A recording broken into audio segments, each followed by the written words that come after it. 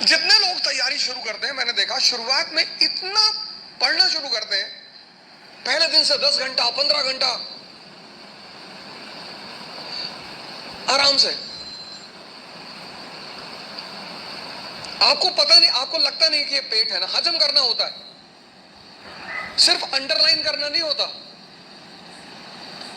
मैंने 98% स्टूडेंटों को देखा है, वो किताब को अंडरलाइन करने को पढ़ाई मानते हैं। अपना स्व मूल्यांकन करना बहुत बड़ी बात होती है, सेल्फ इंट्रोस्पेक्शन। कभी कभी एहसास होता है हमें कि हम बहुत काम कर रहे हैं, कुछ होता नहीं उस वक्त। बात समझ में आ रही ना? इस क्षमता, यहां की जो डाइजेशन क्षमता है, ये दिखाई नहीं पड़ती ना, ये दिखाई पड़ता है।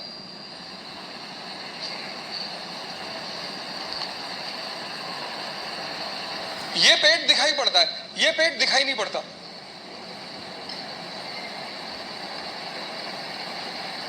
अब ये क्षमता विकसित स्ट्रॉन्ग कैसे होगी? बड़ा प्यारा फॉर्मूला, सेकंड फॉर्मूला। क्षमता बढ़ानी है मन की, हजम करने की, बहुत प्यारा, जो कि फिर 98% लोग नहीं करते। तुम बिना सोचे पढ़ सकते हो, तुम बिना सोचे पढ़ सकते हो, बिना सोचे लिख नहीं सकते। एक फॉर्मूला है 20 पेजेस पर डे। आप लिखिए। आप किसी भी कोचिंग जाते हैं, कहीं भी जाते हैं, कोई टॉपिक खत्म होता है, उस टॉपिक को आप कम से कम 5 बार लिखिए। अब पढ़ने की आदत छोड़िए, लिखना शुरू करिए। जितना आप लिखेंगे उतना सोचने की क्षमता या हजम करने की क्षमता डेवलप होगी। 3 महीने, 90 दिन का कोर्स है ये। 3 महीने,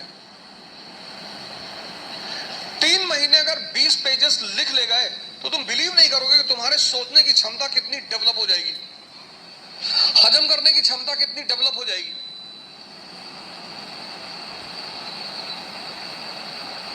हम कोचिंग किस लिए जाते हैं? इसीलिए जाते हैं। कोचिंग और कॉलेज में बहुत फर्क है। कॉलेज आप पढ़ने के लिए जाते हैं, कोचिंग आप सीखने के लिए जाते हैं। जितने लोग कोचिंग जाकर परेशान होते हैं, वो लोग हैं जो कोचिंग पढ़ने के लिए गए।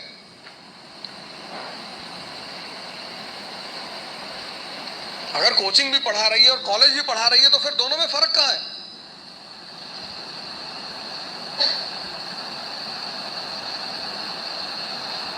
ये दूसरी चीज, अपना मूल्यांकन, अपनी ताकत को समझना कि मेरा पोटेंशियल लेवल क्या है। क्लास खत्म हुई, आप घर गए, आप जो 2.5 घंटा पढ़ाया उसको रीराइट करने की कोशिश करो।